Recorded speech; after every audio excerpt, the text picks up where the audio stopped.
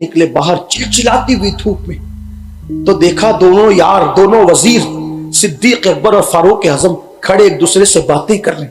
आका ने दोनों को सलाम किया और सलाम करने के बाद दोनों यारों से पूछा, इतनी दोपहर की चिलचिलाती धूप में तुम दोनों क्या कर रहे हो? सिद्दीक अकबर फारूक आजम ने इसकी, आका हमारे घर में कई दिन का फाका है, अब भूख बर्दाश्त के बाहर है। या रसूलल्लाह, भूख बर्दाश्त के बाहर है, अब भूख बर्दाश्त नहीं होती, इसलिए हमने सोचा कि किसी के घर जाएं और जाकर के वहां खाना खा लें ताकि अब बर्दाश्त ना होने वाली भूख का खात्मा कर दें। लेकिन फिर दोनों ने कहा, आका हमारे माँ बाप आप पे कुर्बान। या रसूल अल्लाह, इतनी चिलचिलाती धूप में तो आप भी घर से बाहर नहीं निकलते धूप के वक्त, आप धूप के वक्त तो क्यों बाहर निकले? अल्लाह के रसूल अलैहि सलाम ने फरमाया, मेरे घर में 1 महीने से चूल्हा नहीं जला है और मुझे भी भूख की शिद्दत ने घर से बाहर किया। मैं भी चाहता हूं कि किसी के घर जाऊं। हालांकि हुजूर खुद कहते हैं मैं अपनी रातें अल्लाह के साथ गुजारता हूं, वो खिलाता भी पिलाता भी है, लेकिन आज हुजूर बताना चाहते हैं अपने सब्र को, क्योंकि हुजूर अलैहिस्सलाम का वो मोजज़ा है और ये तालीम उम्मत के लिए है। किसी के घर मैं भी जाने के लिए निकला था कि किसी के घर जाके कुछ खाऊंगा। दोनों यारों को साथ लिया, एक सहाबी के घर गए। जब वहां पहुंचे उनको पता चला कि आका आए हैं, तो मेरे आका अलैहिस्सलाम को उन्होंने तरह तरह की खजूरें सजा दी। उसकी, आका एक बकरी का बच्चा घर में है, मैं उसको ज़बह करके खाना बनवाता हूँ। मेरे आका अलैहिस्सलाम, इतना नोश फरमा लें आप, खजूरें नोश जान फरमाए, मैं बकरी का बच्चा ज़बह करता हूँ। बकरी ज़बह की और बकरी ज़बह करके खाना तैयार किया और बकरी का गोश्त का सालन और रोटी, इसको सैयदुत ताम कहा गया है, खानों का सरदार है।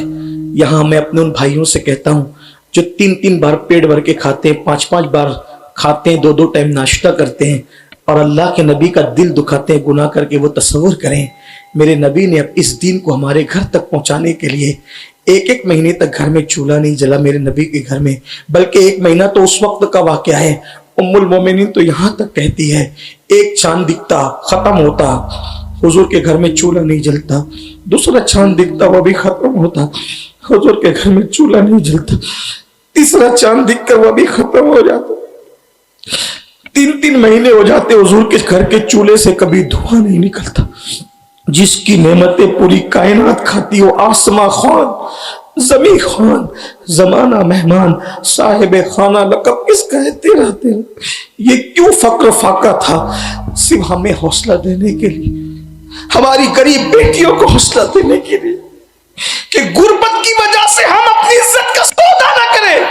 जब मेरे आका अलैहिस्सलाम अपने दोनों यारों को साथ लेके निकले और खाना तैयार हो गया, खाना सामने आया, तो साहिब खाना खाने को देखते हैं और आका का चेहरा देखते हैं। दोनों यार सोचते हुजूर शुरू करें तो हम शुरू करें। उतने में वो मेजबान रसूल कहते हैं, आका अब शुरू करें ना, खा ले हुजूर। तो मेरे आका रो पड़े, आका रो दिए। अर्ज़ की, हुजूर क्यों रो रहे हैं? फरमाया, मेरे लिए तो तूने खाना तैयार कर दिया, लेकिन जितने दिन से मैं भूखा हूं उतने दिन से मेरी बेटी फातिमा भी भूखी है, उतने दिन से मेरी बेटी फातिमा भी भूखी। 1 महीना हो रहा है, 1 महीना, कभी बकरी का दूध है, कभी खजूर और पानी है, इसी पे गुजारा है। आखिर मालिके जन्नत, दुनिया में सबसे ज्यादा मालदार अगर कोई इंसान पैदा हुआ है तो सिर्फ मुस्तफा जाने रहमत है। ना उनसे पहले कोई इतना मालदार है, ना उनके बाद कोई इतना मालदार है। वजह यह है कि कोई एक रियासत का, कोई एक मुल्क का, कोई एक खित्ते का, कोई एक कबीले का मालिक है, लेकिन मेरे नबी को तो अल्लाह ने पूरी कायनात का मालिक बनाया है। खालिके कुल ने आपको मालिके कुल बना दिया, दोनों जहां आपके कब्ज़ा व इख्तियार में, और मैं तो मालिक ही कहूंगा कि वो मालिक के हबीब यानी महबूब व मुहिब में नहीं मेरा तेरा, वही ला मकां के मकी हुए, सरे आर्श तख्त नशी हुए, ये नबी है जिनके है ये मकां, वो खुदा है जिसका मकान नहीं, और नहीं उनकी मुल्क में आसमां के जमीन नहीं, के जमा नहीं। अल्लाह अकबर। मेरे आका फरमाते हैं कि मुझे तेरा खाना देखकर मेरी शहजादी फातिमा की भूख याद आ गई है।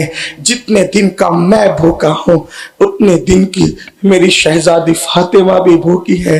अगर तुम इजाजत दो तवज्जो करें, अंदाज देखें। अगर तुम इजाजत दो तो थोड़ा सा खाना मैं अपनी फातिमा के घर भिजवा दूं। वो रो पड़े, आका ये सब आपका है हुजूर। तो मेरे आका ने रोटी उठाई, उस पे चंद बोटियां रखी और फरमाया ले जाओ मेरी बेटी को पहुंचा देना कि तेरे बाबा यहाँ खा रहे, आप वहां पर नौशेजान फरमाएं। आपसे पूछता हूं ये अच्छा एक चीज मैं मेरे समझ में नहीं आती, मैं आपको लेकिन उसको समझाना चाहता हूं कि अगर आज आपकी बस्ती के इमाम के घर का ये आपको हाल पता चल जाए कि उसके घर में चूल्हा नहीं जला, तो दीन से हजार गफलत के बाद भी आप क्या करोगे? राशन का अंबार लगा दोगे। अभी लॉकडाउन के अंदर हमने देखा मुसलमानों ने इतना रिलीफ बांटा कि गरीब लोग दुकानदारों को माल बेचने शुरू कर दिए। यानी इतनी दिन से दूरी के बाद भी एक दूसरे का इतना ख्याल है। तो नबी के घर में 3-3 महीने चूल्हा नहीं जलता था, लेकिन कोई सहाबी वहां लाके देते क्यों नहीं थे?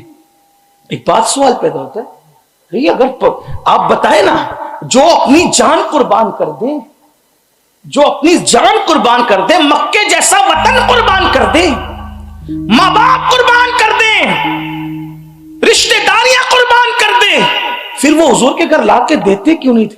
पता है फाके होते थे मगर इतनी राजदारी से होते थे कि फाका नबी के घर में हो रहा है, सिद्दीक अकबर को खबर नहीं है। इतनी राजदारी से आप तवज्जो फरमाएं। वजह ये सब बातें तो बाद में पता चली, कहीं जाहिर की गई, बल्कि सबसे ज्यादा बातें उम्मुल मोमिनीन ने बताई। एक दिन ऐसा हुआ, असल में ये फाके की बात कैसे पता चली, बहुत ज्यादा आम कैसे हुई, मजमे में कब बयान हुई, कई मौके थे, लेकिन एक मौका, एक मर्तबा कुछ सहाबा सैयदा आयशा सिद्दीका के पास और उम्मुल मोमिनीन हफ्सा के पास आए, दोनों महतुल मोमिनीन के पास, और कहा उमर ना अच्छा खाते हैं, ना अच्छा खाने देते हैं, ना अच्छा पहनते हैं, ना अच्छा पहनने देते हैं। एक काम करो, दोनों उम्मुल मोमिनीन को वसीला बना के फारूक आजम को बुलाओ, क्योंकि वो सबकी बात काटेंगे, इन दोनों की बात नहीं काटेंगे, क्योंकि ये अम्मी जान है मोमिनों की। सब लोग आए, हुजूर की अजवाज से कहा कि हुजूर की अजवाज को कहो कि उमर को बुला के कहें, उनकी बात मानेंगे। दोनों उम्मुल मोमिनीन ने फारूक आजम को बुलाया और कहा उमर इतनी दौलत आ गई, इतनी फुतुहात हो गई, तो तुम भी अच्छा खाओ, उनको भी अच्छा खाने दो, अच्छा पहनो पहनने दो। तो फारूक आजम ने इससे पहले कि वो कोई बात कबूल करते, दोनों उम्मतुल मोमिनीन से कहा तुम तो हुजूर की घरवालियां हो, तुम तो हुजूर के घर में रही हो, बताओ सच कहना, बताना ए नबी की प्यारी प्यारी अजवाज, क्या नबी के घर में एक दस्तरखान पर कभी 2 सालन जमा हुए थे? असहाब की मौजूदगी में पूछा, हुजूर के घर में एक दस्तरखान पे कभी 2 सालन जमा हुए थे? फारूक आजम ने कहा क्या ऐसा नहीं होता था कि रसूलुल्लाह ने सूखी रोटी को पानी में भिगो करके खाया है? ऐसा नहीं था? उन्होंने इकरार किया, हाँ ऐसा ही था। क्या ऐसा नहीं था सालन की बजाय अल्लाह के नबी सिरके में सूखी रोटी डुबा के खाते थे? क्या ऐसा नहीं था कि हुजूर अलैहिस्सलाम जब फाका करते थे तो कभी कभी एक एक मर्तबा में पेट पे 3-3 पत्थर भी बांधने की नौबत आ जाती थी? ऐसा नहीं था कि हुजूर जब बिस्तर पे लेटते थे तो चारपाई पर जो वो चादर भी नहीं होती थी, बगैर चारपाई पे लेटते थे तो निशान पड़ जाते थे रस्सियों के जिस्म अक़दस पर? क्या ऐसा नहीं था कि तकिए के बगैर अल्लाह के रसूल हाथ का सराना बनाते थे? क्या ऐसा नहीं था कि हुजूर दूध पर गुजारा कर लेते थे? क्या ऐसा नहीं था? जब फारूक आजम ने गिनाना शुरू किया तो सब वो मजमे वाले रोने लगे और उम्मतुल मोमिनीन भी कहने लगी ऐसा ही था, ऐसा ही था, ऐसा ही था। तो फारूक आजम ने कहा जब मेरी जान, मेरे ईमान की जान मोहम्मदुर रसूलुल्लाह ने इस शान से गुजारा किया है, तब आप ही लोग मुझे मशवरा देते हो कि मैं उनके रास्ते से हट जाऊं, उनके तरीक से हट जाऊं, उनकी सुन्नत से हट जाऊं?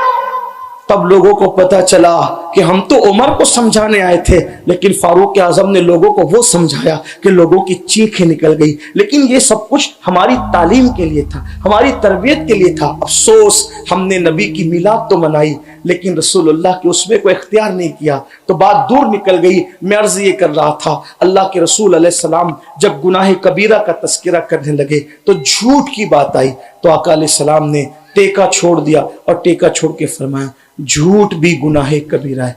फिर फरमाया अल्लाह के रसूल अलैहिस्सलाम ने झूठी कसम खाना ये भी गुनाह कबीरा है। बल्कि यहां तक फरमाया अल्लाह अकबर, फरमाया अल्लाह पाक हदीस कुदसी फरमाता है मेरे नाम की झूठी कसम न खाओ, जो मेरे नाम की झूठी कसम खाएगा मैं उसकी 7 नस्लों पर लानत करूंगा। आजकल मुसलमान झूठी कसम को गुनाह समझता ही नहीं। 200 रुपए की चप्पल बेचने के लिए भी लोग झूठी कसम खाते हैं। तेरी कसम, मां की कसम, बाप की कसम, बच्चे की कसम, इन कसमों का एतबार नहीं।